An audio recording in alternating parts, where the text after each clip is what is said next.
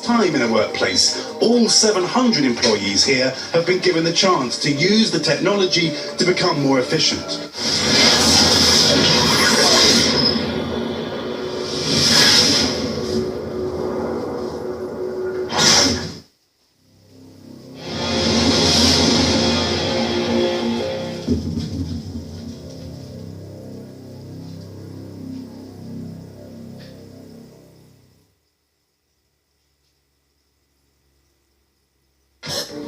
Joining us now to make his case is Scott Silverman. He's chairman and CEO of Applied Digital Solutions. That's the parent company of Verichip. And Mr. Silverman, thanks for being here. We appreciate it. We're looking at this little chip right here. You brought some in with us, tiny little things.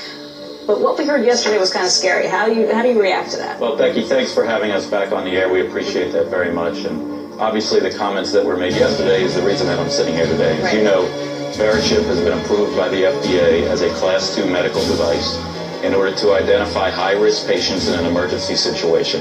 It's elective, it's voluntary, and it is certainly critical to the evolution of information technology in healthcare, which we all know is archaic, the way healthcare is done today in emergency rooms and physicians' offices. Do you hate it when you get to the office and then discover you left your ID at home? Well, one company in Sweden has come up with a unique way to make sure that doesn't happen. A microchip implant. NBC's Keir Simmons is in Stockholm this morning with more on that. Keir, good morning. Hey guys, good morning. You've seen it in the movies. A human being merges with a computer to become a so-called cyborg. Well, I have now had a computer chip inserted into my left hand. It cost around $300, and in a moment, in what will surely be a live television first, I'm going to open a door with my cyborg hand. We're going to put a man inside a machine.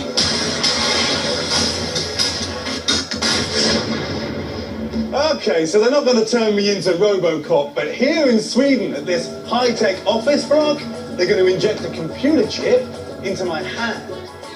And this is the guy who's going to do it. Are you nervous? I am nervous. Yeah. Yes. You don't have to be, it's not going to be that bad. Really? Because that's a big needle. Okay.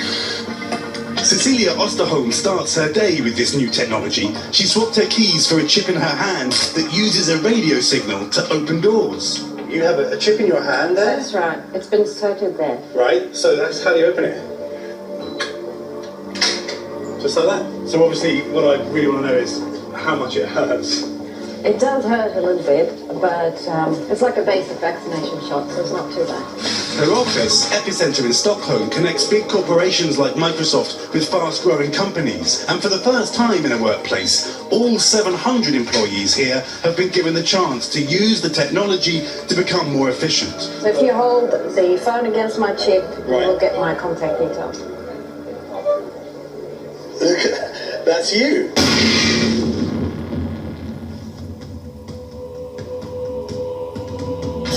Tonight now, in the not-so-distant future, you could be wearing all of your personal information, everything from your credit card numbers to your vital signs. It's called the tech tattoo. So this is really going beyond what the fitness tracker is. The latest bio-wearable looks like a circuit board that gets embedded onto your arm. With the tech tattoo, you can carry all your information on your skin.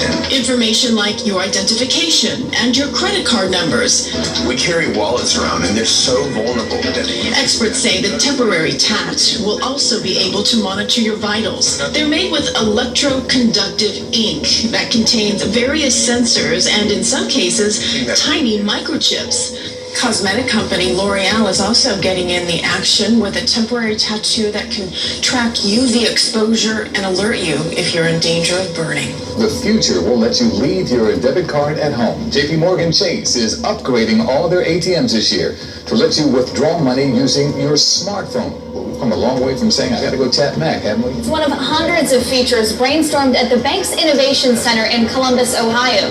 Some ideas, like a fingerprint scanner, got left on the cutting room floor, but others are being put into practice. They want to be able to bank where they want, when they want, and how they want. And this machine is allowing us the flexibility to do so. It's not just Chase customers. Bank of America is making its machines mobile-friendly, and Citigroup's ATMs may soon scan your iris for identification. The upgrades over the years have made the machines more popular among customers than visiting a teller. Entering the country at Kennedy Airport will now have their faces scanned. Our Fox 5 Jody Goldberg is live at JFK to show us how that new security technology works. Jody. Terry, Steve, it's all in an effort to make air travel safer. This was first tested at Washington Dulles International Airport, and today's the first day the system is online at JFK.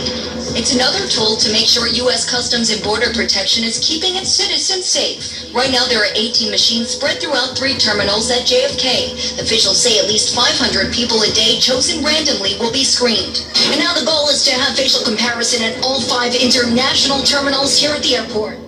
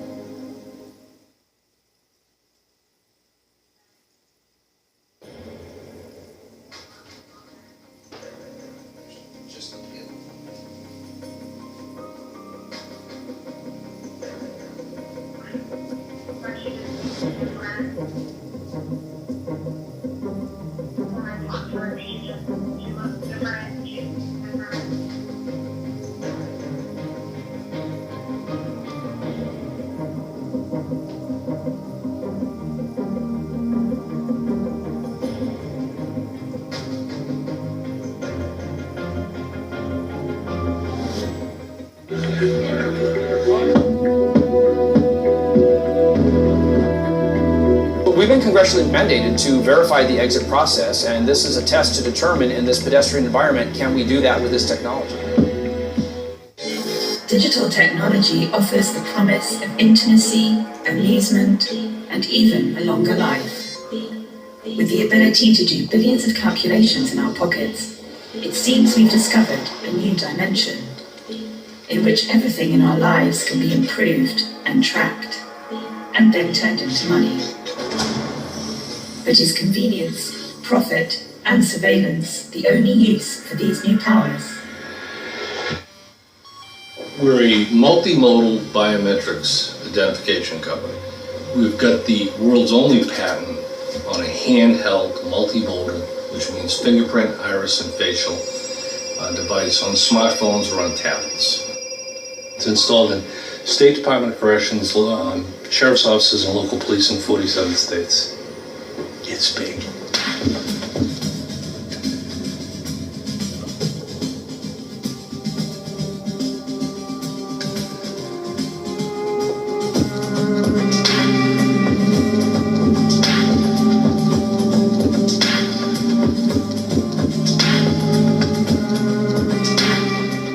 For me, this is a form of governance by data. You might be a perfectly normal individual whose facial expression, for example, might indicate that you have some dangerous or suspicious thoughts. Within 5 years or so, we're looking at a future where police forces would be able to identify who you are and where you are in the city and link it to a social networking page and to all of your friends.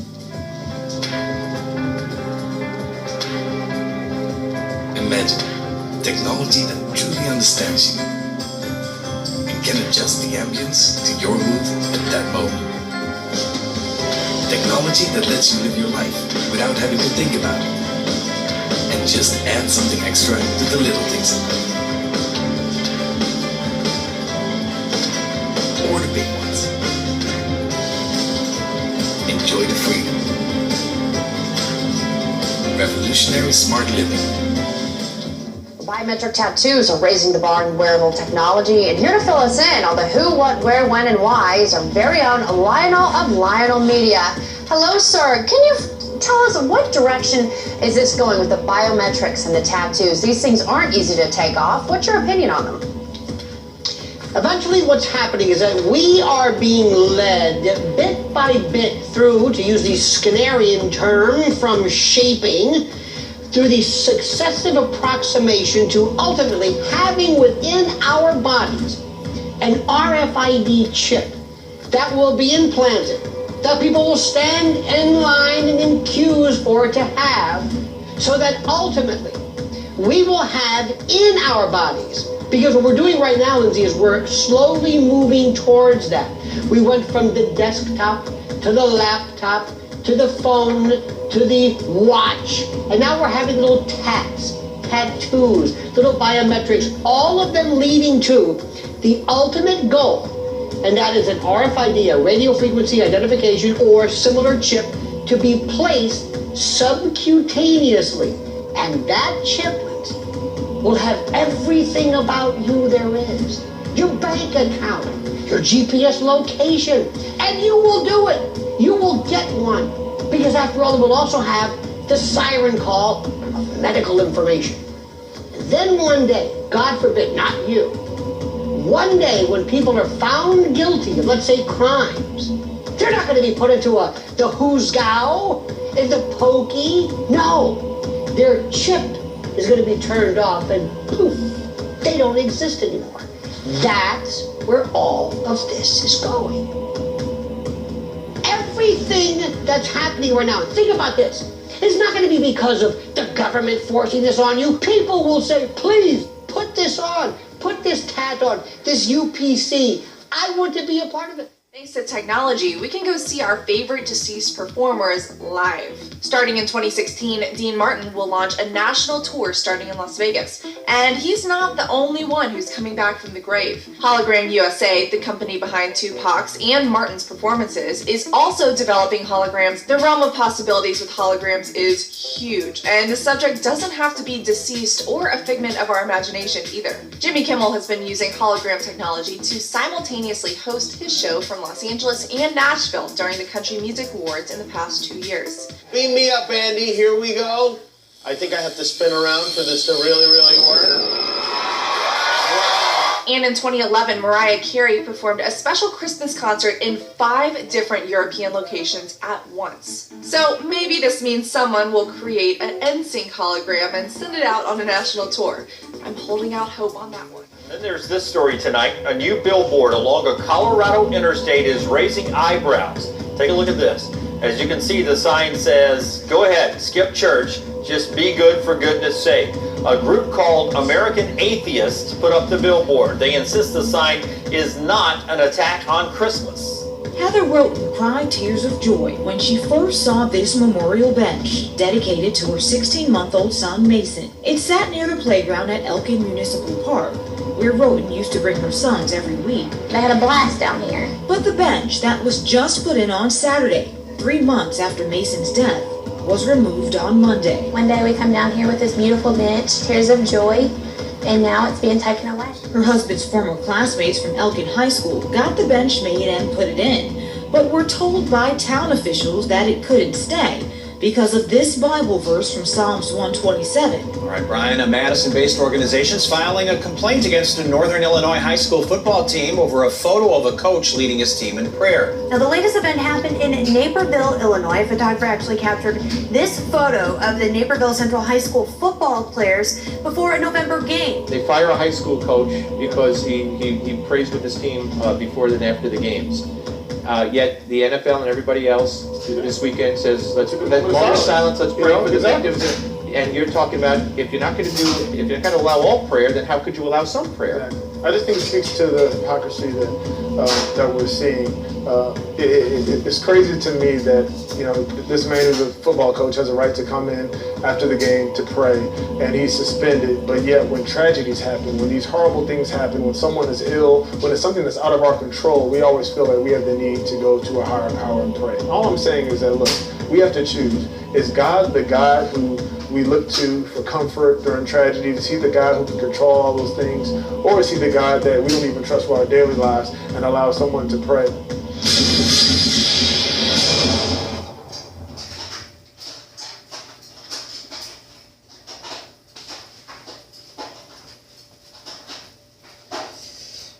All right, well, I just wanted to share that video with you by the Tribulation Saints. Sometimes I do watch some of their stuff or some of the other things that I see on different people's channels. So with that, I just Hope it was enlightening to you, and be prepared. In Jesus' name, God bless.